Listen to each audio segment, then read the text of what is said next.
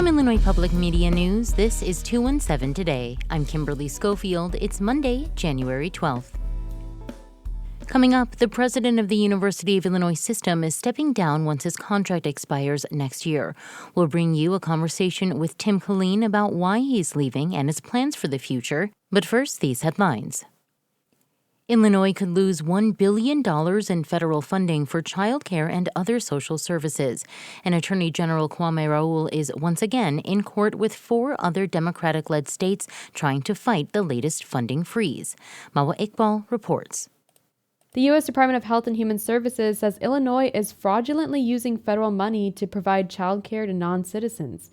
Raoul calls the claim baseless. If the president was serious about rooting out fraud, his administration would be investing more resources in partnering with states and supporting states' efforts to root out fraud and abuse.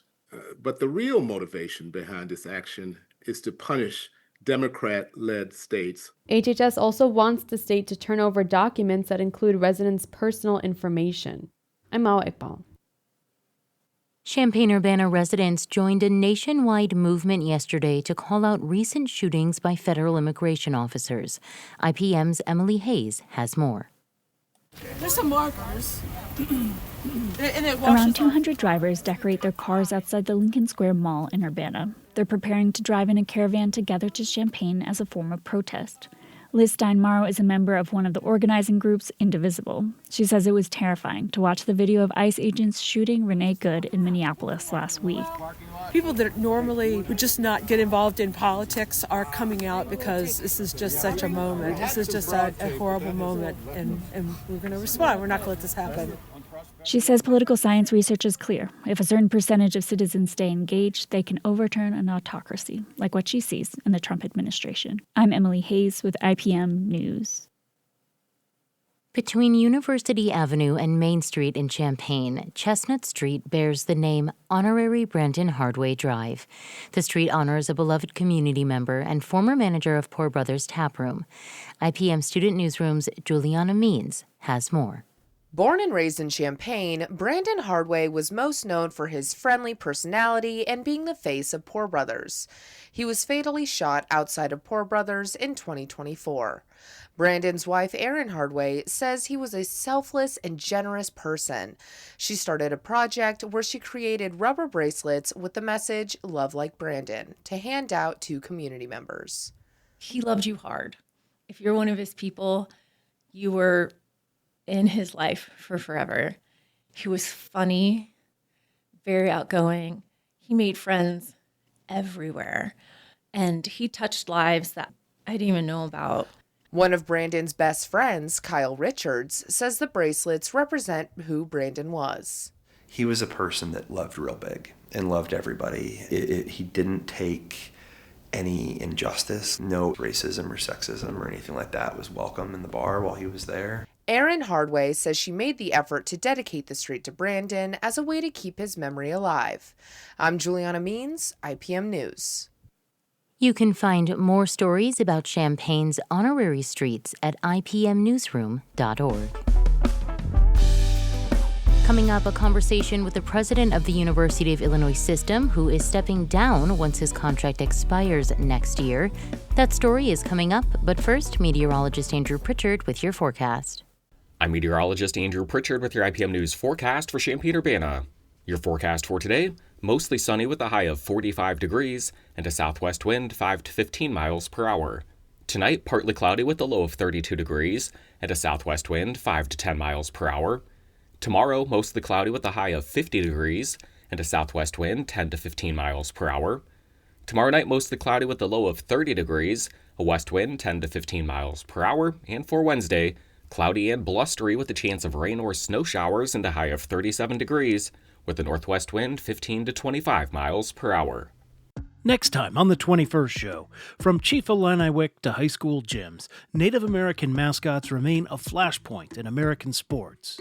We'll talk with Harvard psychologist Joseph Gaughan, a University of Illinois alum and a member of a Montana tribal nation, about the science and the stakes. I'm Brian Mackey. That's next time on the 21st show. Join us at 11 a.m. on AM 580 and 6 p.m. on FM 90.9. You're listening to 217 Today. I'm Kimberly Schofield. Tim Killeen has led the system of the Springfield, Chicago, and Urbana-Champaign universities for over a decade. IPM's Emily Hayes sat down with him to discuss why he's leaving and ask him to reflect on his legacy. Why have you decided to leave your role as president of the University of Illinois system next year? It's not immediate, as you know. I have had 3 contracts from the board. My first contract was 5 years. I served that. My next contract was 4 years. Served that. This contract is 3 years, and it ends on the 30th of June of 2027. So that will be a 12-year term. And obviously, thinking this through, when is the right time to clarify to everybody at the university that there's going to be a transition and make that as graceful and as seamless and as orderly and frankly as classy as I could, manage, because you know these things sometimes are appear to be crisis driven, etc. So I felt that it was time to clarify that this would be my last. And obviously, I've talked to my wife extensively about this, and lots of family considerations as well as everything else. But at some point, it's time to move on and to, what I hope I feel like I've accomplished, and I think other people feel the same way, is there's a lot of momentum. What are your plans for after your term ends in 2027? Frankly, I don't think I'm retirement material, so I'm going to have to keep contributing. I've got a lot of energy. There's many things I feel passionate about, particularly for the youth, making sure there's hope and aspiration and opportunity and affordable access to pathways that can be beneficial for communities and for families and for individual students. I'm an educator. That's what I've been. So I anticipate I will be still involved in something that I feel is important in terms of contributions.